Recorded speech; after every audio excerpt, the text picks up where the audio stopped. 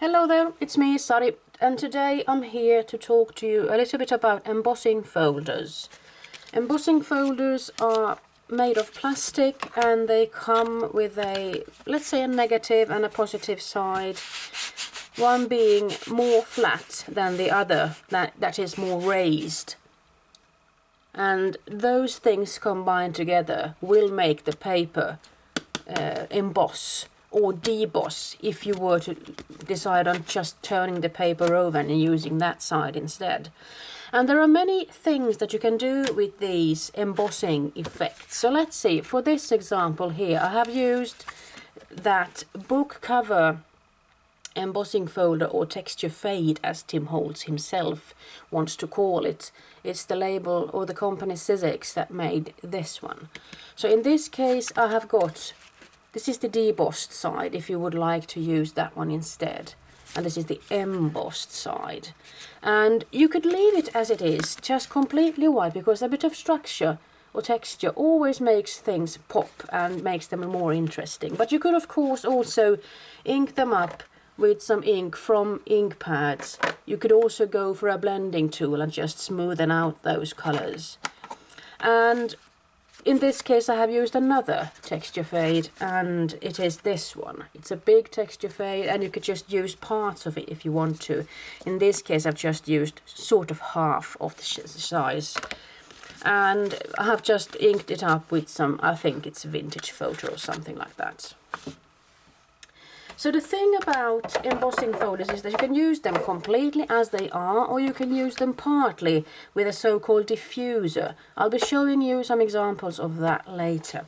But let's see if I could just start this by showing you some of the samples that I have made through the years. And in this case I'm just going to talk to you about having the complete page covered with something in the background. And in this case I have used an embossing folder from Sizzix and Tim Holtz, and it's called Riveted Metal.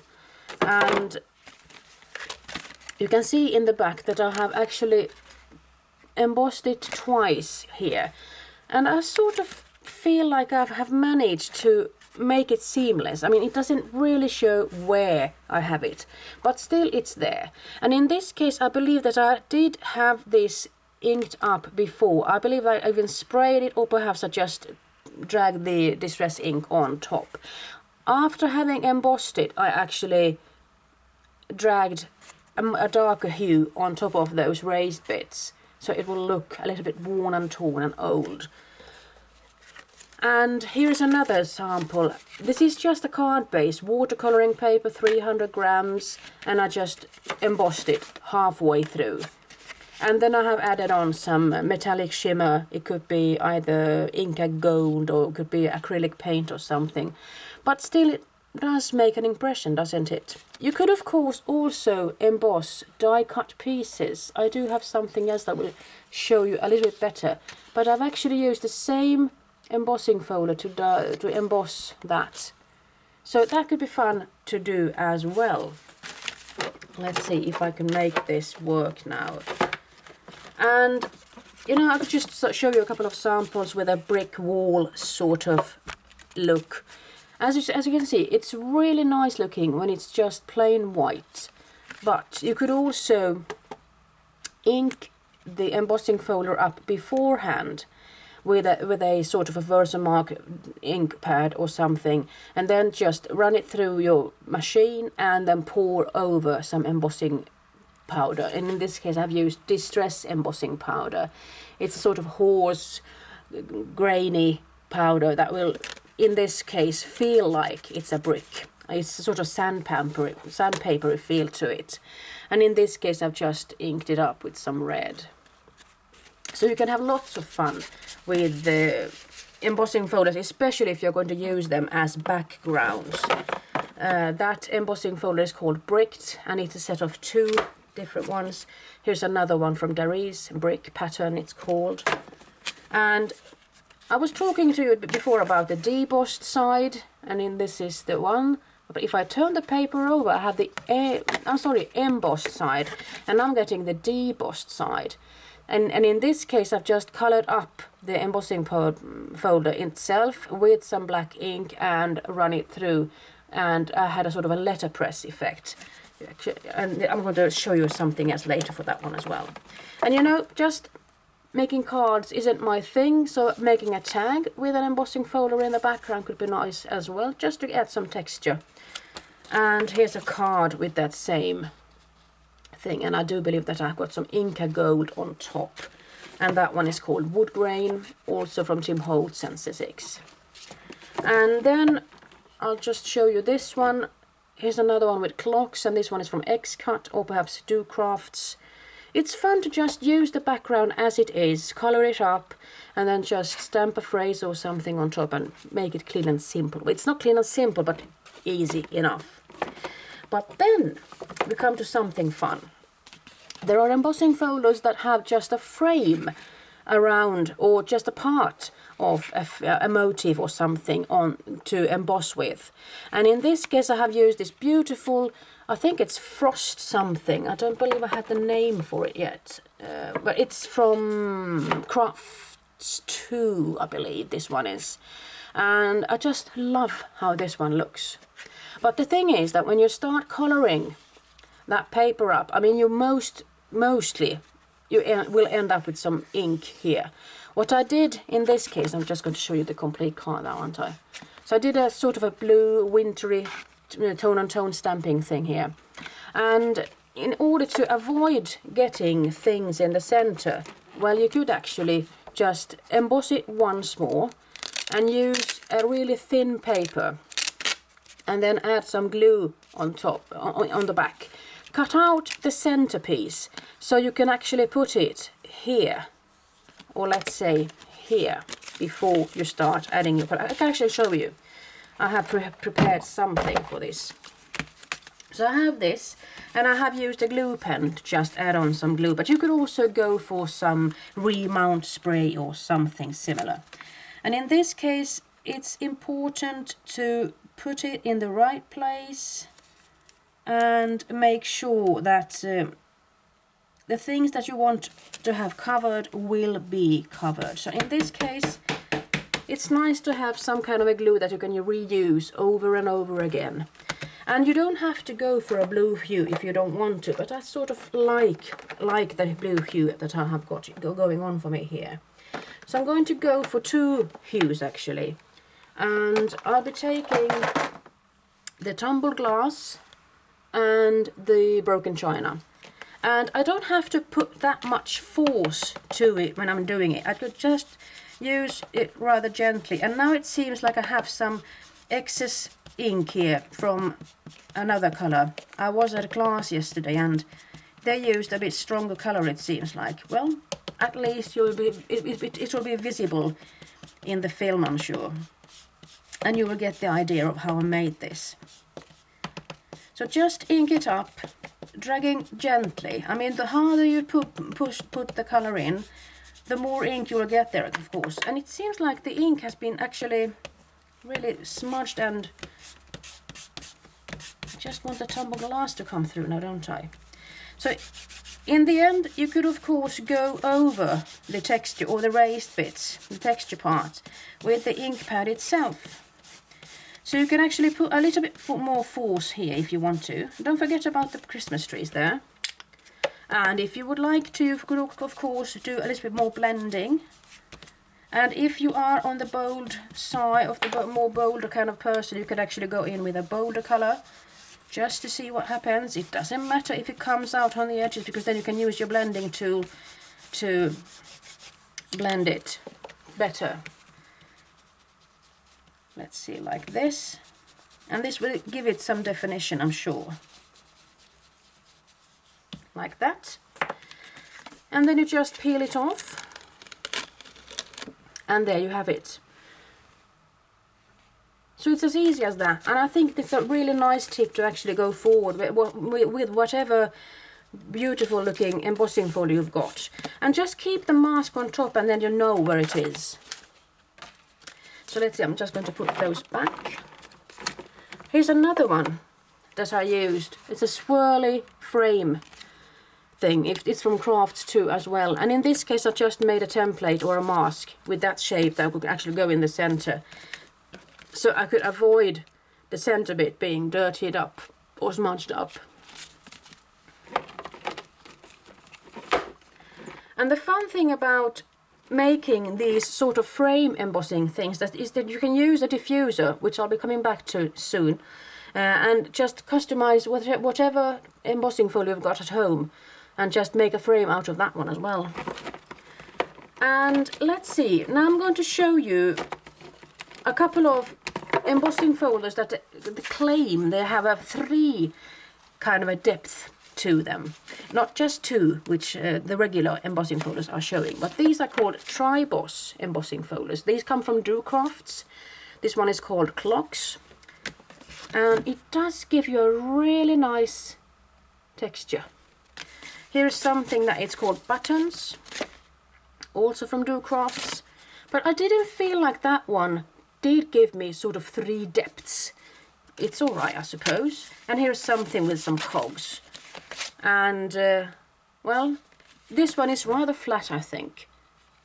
You could, of course, add on more pressure with some papers and everything. You just have to get to know your machine, how much pressure it can take, sort of. So here we are. And here I've got something else. I think I'll just put that one in a later stage. Then we come to another fun bit, and it is actually to just emboss other things than paper.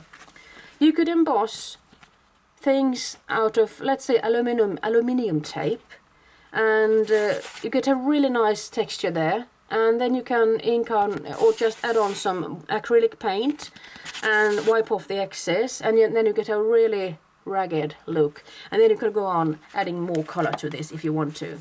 You could also dry emboss vellum, and this looks rather fun, I must say, and it cracks really nicely when you're running it through your machine. You could emboss plastic, believe it or not, and this could be a fun front page, let's say for a shaker card or something. And I actually did emboss some chipboard. This is rather thick carton, this is. And it still shows, and I haven't done anything more to it, it just shows you what you can do. And then of course you could use papers that have a core, a center to it. And in this case I have used some papers from Coordinations. And the thing with them is that either they come already prepared with that embossing thing, and then you're just going to use a sandpaper and rub it off. And you could get really nice effects now, can't you? And just look at that one. This is a new beautiful embossing folder from Tim Holtz, and this one cuts really deep. And some papers also are, let's say, more prone to crack and go and break more than others. That are a little bit more tough and sturdy or durable, let's say. And here's another one which I have also used. This one does have a sort of core if I'm looking for it, and just have some fun with those sandpaper methods. Let's see if I can show you something with this later. And then, as I told you, you could just die cut a piece of paper and you can emboss it. In this case I have used an embossing folder that's called Allegro, I think. It's from Cuttlebug.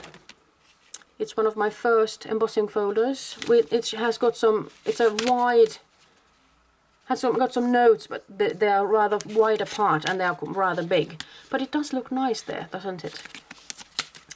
So let's see where we are now.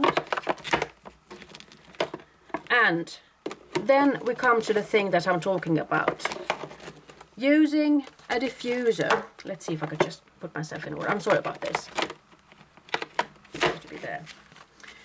So there are shapes that come and they look like a beautiful frame as they are, and then you don't have to do anything but put the paper in and just roll it through your machine. Here's another one from Crafts too, the beautiful oval swirly lacy frame there. And they, as you can see, the embossing folders come in various shapes and sizes. They could be small, they could be really big and everything.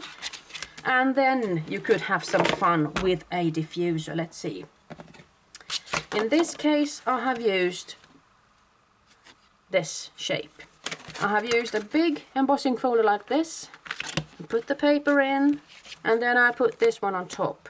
And wherever I have this touching this embossing folder, that's where I'll be ending up with that texture. So that's called a diffuser. And of course, if I would like to, I could do the opposite way. I could use the circle, or in this case, just an oval. Just to do it. It doesn't take long to do it. Let's see, I'm going to take another piece of paper.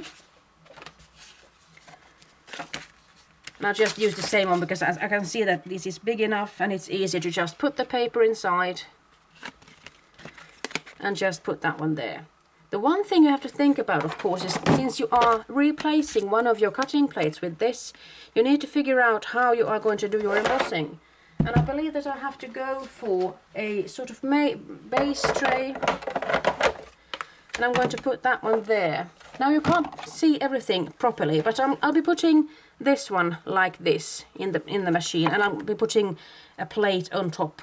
I could also put a metal plate on top just to add on some more pressure, because I do want that texture to be visible.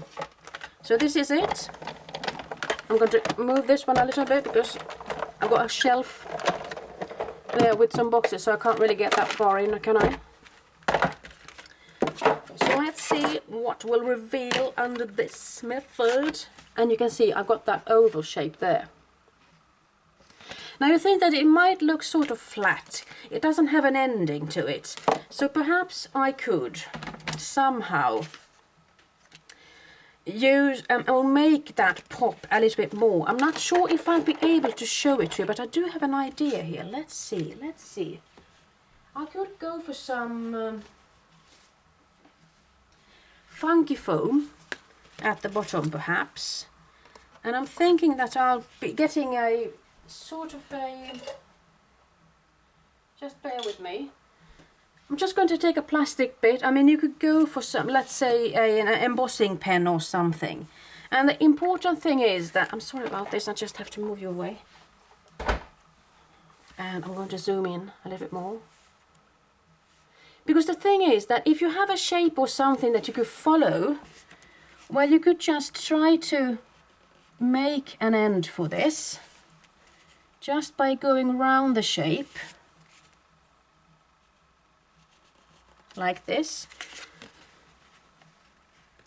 And in this case it will give you something else. And let's say you were to have a scoreboard or something that had these grooves, then you would be able to just follow that shape better. I'm not sure if it will help me to have this oval shape here, because I can't really get there anyway, but I could still try to just trace it. Let's see. It's going to be really wonky. This is the first time I'm doing it, but just want to show you the thing that you could manipulate the paper even further. In this case, this one actually got decreased. That could be a nice technique as well. So now it's a sort of a debossed thing there. That was actually a nice technique, I must say. Something that I invented. I'm not sure, but it sort of feels nice.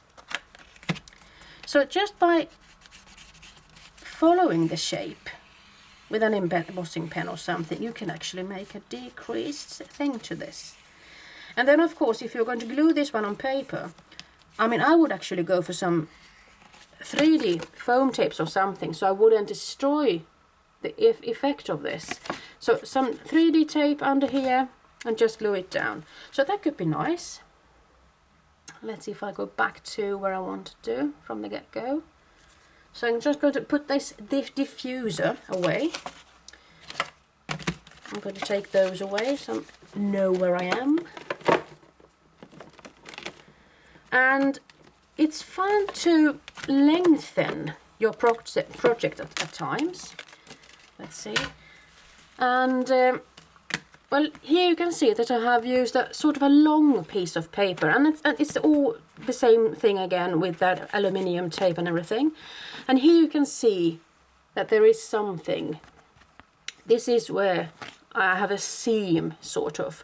And if I wanted to cover this one up or just make something out of it, I would make sure that as little of this would be visible as possible. So I would actually put something on top, and nobody would be the wiser unless they start investigating really properly. And then I have made this one. This is a really long piece, and as you can see, this is sort of 12 inches long, and sometimes I just wish the embossing folders were that long. And if I hadn't decided on making it as wide as is, I could just suffice with cutting a slit here, keeping some hinges left, mind you, and just put a piece of paper through here. And then I could just emboss this, move the paper, emboss the next bit, and so forth, and I could have a really long strip if I wanted to. But I still wish these came in 12 by 12 size. I mean, that would be really nice, just to emboss your background piece for a layout or something. That would be really, really nice. And this one is called Subway, and this one is called Honeycomb, and they both come from Cezix and Tim Holtz. I mean, he does make really nice looking embossing folders, for my taste anyway. So let's see where I am now. There. And then one could also do a bit of, as I told you before, I'm not sure if I have cleaned this one up yet. As I told you, there is a negative and a positive side, a more flat side and a more textured side. And it's really important for you to know which one you're going to use, or in which direction you're going to put your paper in order to get the effect that you want. In this case, let's see if I can show it to you. You can see that there is some sort of a glimmer and shimmer there. I have used this, and I actually inked up this bit, the flatter bit. I inked it up with some Versamark, put the paper in, pressed it down like this and run it through the machine. Took it off and poured some clear embossing powder on top and then melted it. So now we are here with this result. And these bits, the raised bits here, they haven't got any embossing powder on top. And if I would like to, I could go on and just color this one up. Let's see if I can find some nice looking colors. The Twisted Citron, let's see, I mean, I could just look at the back side. I'm sure it can take it. So I'm just going to make this multicolored. And the beautiful thing about embossing is that it resists. So it doesn't take in the color that I'm going to put on. And since it's plastic, you see, I mean, it's not going to take any color in. So let's see, I'm going to put in some blue.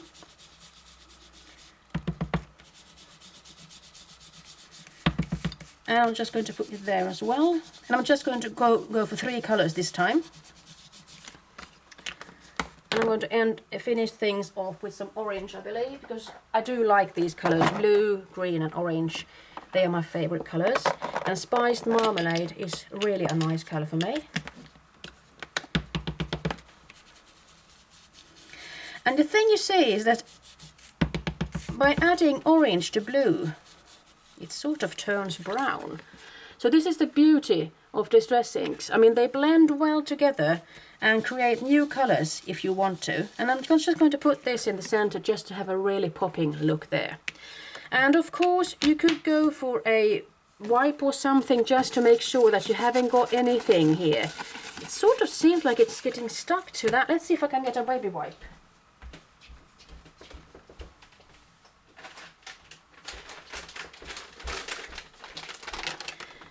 The thing you need to think about now is that distress inks are going to react to water or wet surfaces. So let's see if I can either rescue this or just make it worse, because this is wet. So in this case, it actually did get stuck to some parts of that embossing powder, but still, I love the look out of this one. So it's a really shiny, nice looking project. And let's see what else I have here in store.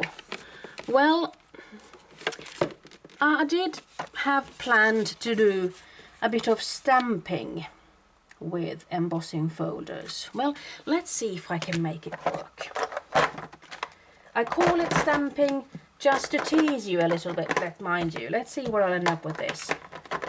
Just give me a second or two, just think about what I want to do with this. Well, you know, I think I'll just try this one. Or should I go for the owl swirl? I got an owl embossing folder there. This is also one of my first embossing folders. It's got an owl and a swirl there. This one is from Cuttlebug. So I'm going to need some paper.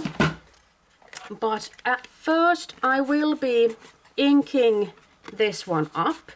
And I need to think about which side I want, or what I want to transfer to the paper. So I'm going to do some sort of a letterpress technique here.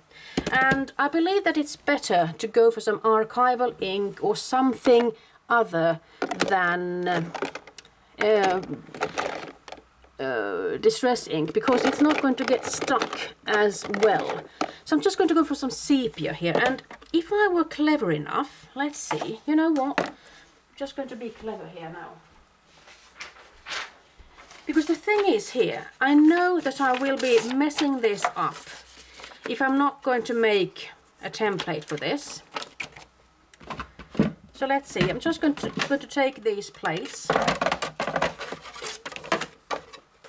And in this case, it doesn't have to be that much texture, but I still just put that there, just so I know where it is.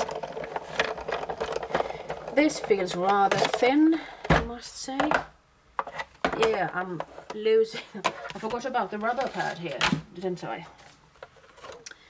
So let's hope I'll be able, you know what, I'm just going to fold it backwards there. I'm sorry I'm out of frame quite a bit, but I'm just going to do some embossing on some printer paper, just to have something I can cut out and make a template for the inside of the embossing folder. Let's see if I can make this work. So now I have this, right? And I have this, so I can have either side.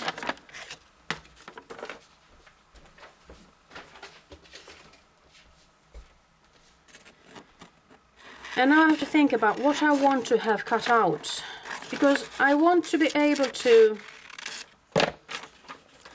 add on ink so I can actually have this bit, so I can stamp with it.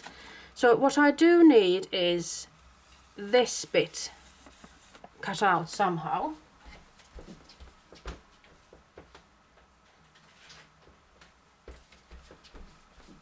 And well, I'll just start in the corner though, here. I'm just going to be rather quick about this, not playing it precise. Just have some kind of protection here.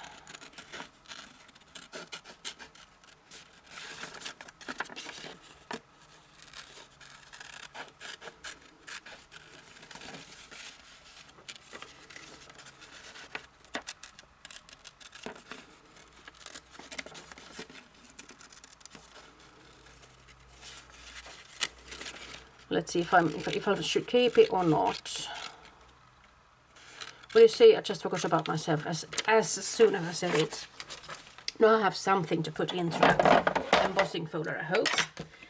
And yet once more I have to think about which part do I want to ink up. Well, I'm going to place it here, like so.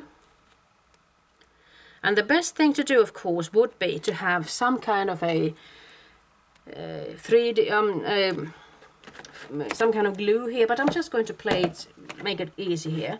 So I'm just going to add on some ink here like this.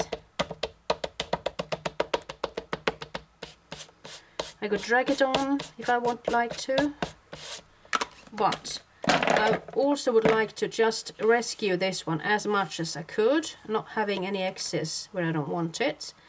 You could use some, in Swedish we call it tops, something that you clean your ears with, some kind of a cotton stick or something. But the more you fiddle with this, the more pretty it's going to look, of course.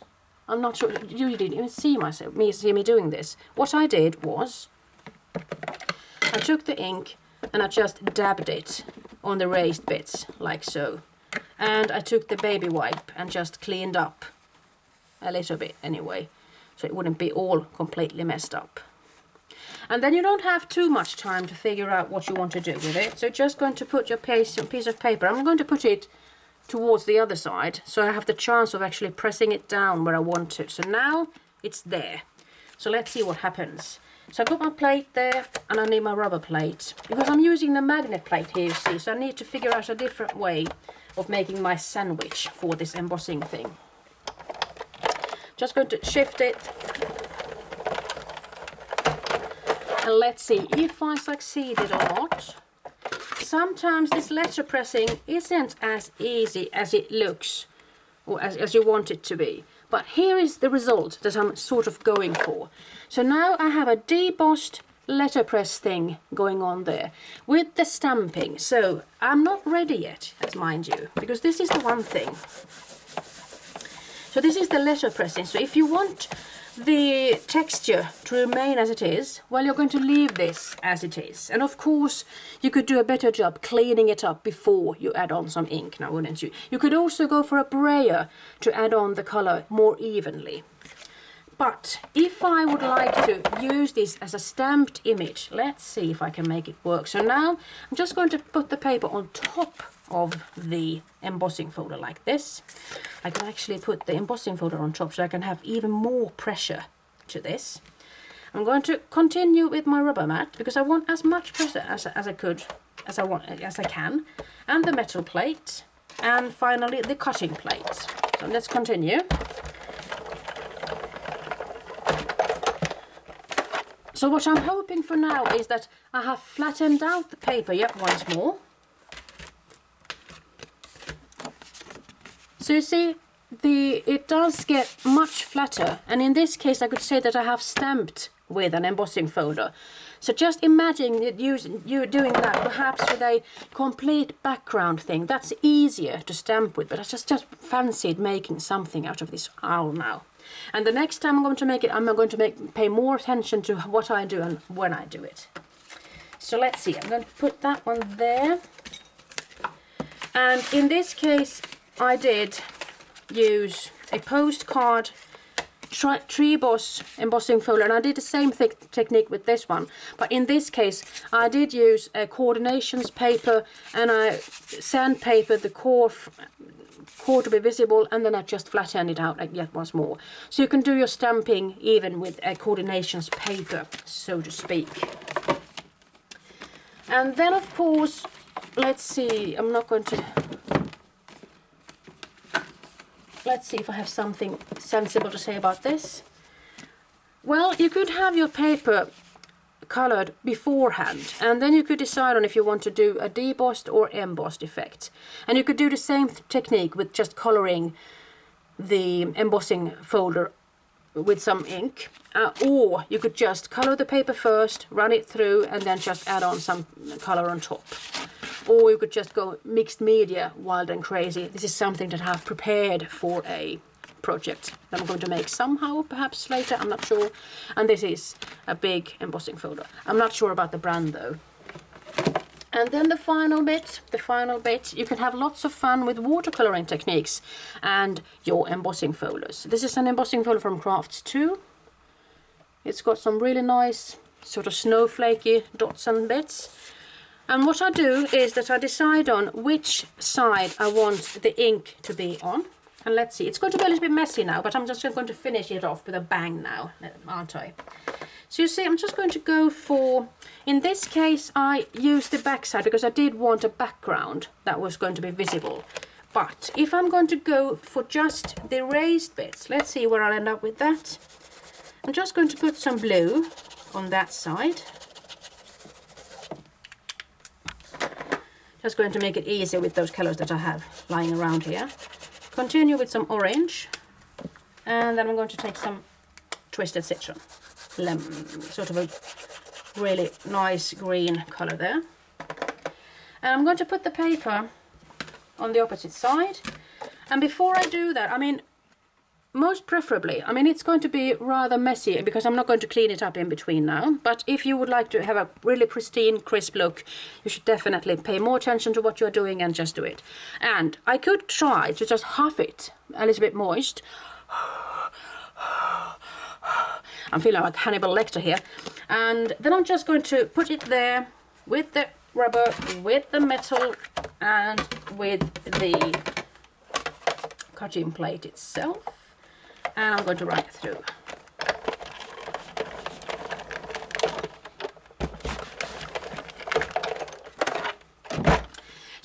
guess is that it won't have as clear, visible and fat result as this one, since I didn't spray any water on top, but I did get a debossed effect or letterpressed effect that goes down into the paper